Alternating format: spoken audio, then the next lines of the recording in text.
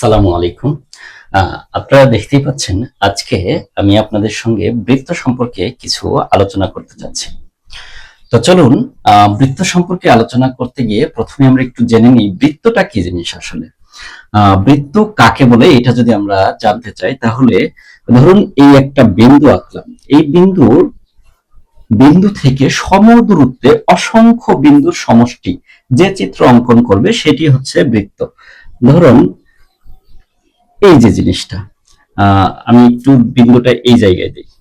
তাহলে এই বিন্দু থেকে আমরা ধরে নিচ্ছি যে এখানে সবগুলো বিন্দুর দূরত্ব সমান, অর্থাৎ একটি বিন্দু থেকে, একটা নির্দিষ্ট বিন্দু থেকে সমদূরত্বে অবস্থিত সকল বিন্দুর সমষ্টি যে চিত্রটা অঙ্কন করবে। যেমন এইখানে অসংখ্য বিন্দু আছে, অসংখ্য, এগুলোকে যদি আমি সমষ্টি আকারে ধরি, এই অসংখ্য বিন্দুকে একসাথে যদি নেই, তাহলে এই সবগুলো বিন্দুর সমষ্টি এই নির্দিষ্ট বিন্দু থেকে সমদূরত্বে আছে, এবং এটাকেই বলা হয় বৃত্ত। আর এই যে নির্দিষ্ট বিন্দু, এটাকে বলা হয় কেন্দ্র। এই বিন্দুটাকে কি বলা হয়? কেন্দ্র বলা হয়। আচ্ছা, আমি এখানেই দিয়ে দিই একটু। ওকে, এই বিন্দুটা হলো কেন্দ্র। কথা হচ্ছে এই কেন্দ্র থেকে এই নির্দিষ্ট পর্যন্ত যে দূরত্ব, কেন্দ্র থেকে যে দূরত্ব, এটিকে বলা হয়, এই যে দূরত্ব, এটিকে বলা হয় ব্যাসার্ধ। আচ্ছা, আবার আমরা যদি এটাকে ডাবল করি, এই দূরত্বটাকে যদি আমরা এই পাশেও সমানভাবে বর্ধিত করি, অর্থাৎ এই পুরো যে দূরত্বটা কেন্দ্র থেকে এই পাশে এবং এই পাশে, এই টোটাল যে দূরত্বটা, এটাকে আমরা ব্যাস বলতে পারি। এটার নাম হচ্ছে ব্যাস। অর্থাৎ বোঝাই যাচ্ছে যে ব্যাস হচ্ছে ব্যাসার্ধের দ্বিগুণ, অথবা ব্যাসার্ধ হচ্ছে ব্যাসের অর্ধেক।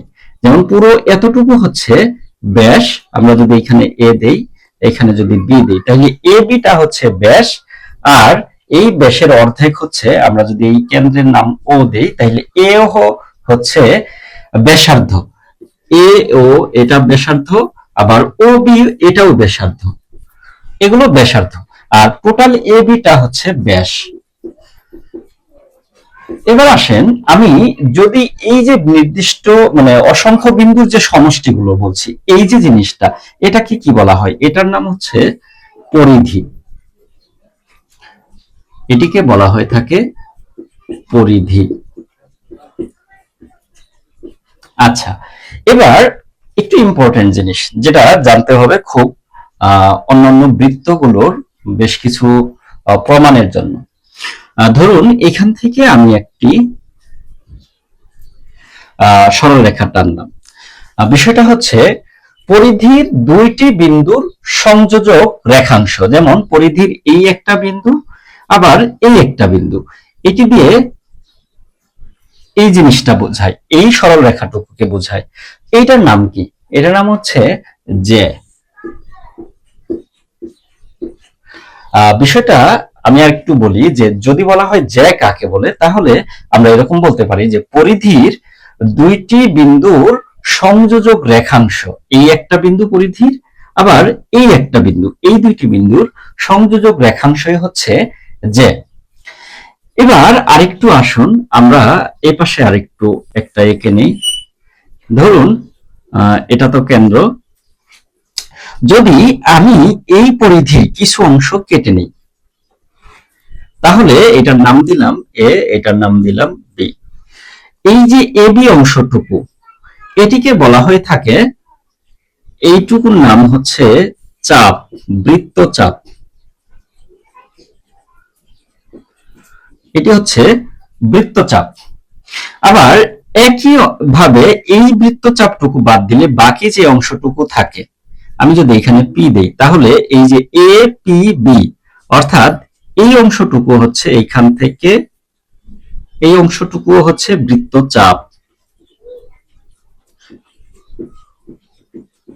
কথা হচ্ছে যে এই যে বৃত্তচাপ, আর এটাও বৃত্তচাপ, এটার একটা আলাদা নাম আছে, এটার একটা আলাদা নাম আছে, এটিকে বলা হয়ে থাকে অধিচাপ।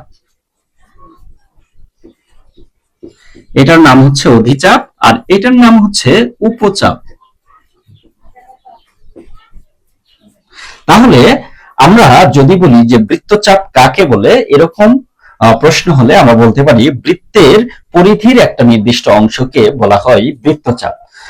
এখান থেকে বেশ কিছু জিনিস আমরা জেনে নিলাম, যেগুলো আমরা বৃত্তের অনেকগুলো বৃত্ত সম্পর্কিত যে বিভিন্ন উপপাদ্য আছে সেগুলো প্রমাণ করতে গিয়ে আমাদের এই জিনিসগুলো প্রয়োজন হবে। এরপরে আমরা আরো অনেক কিছু আলোচনা করব, সেই পর্যন্ত সাথেই থাকুন। আসসালামু আলাইকুম।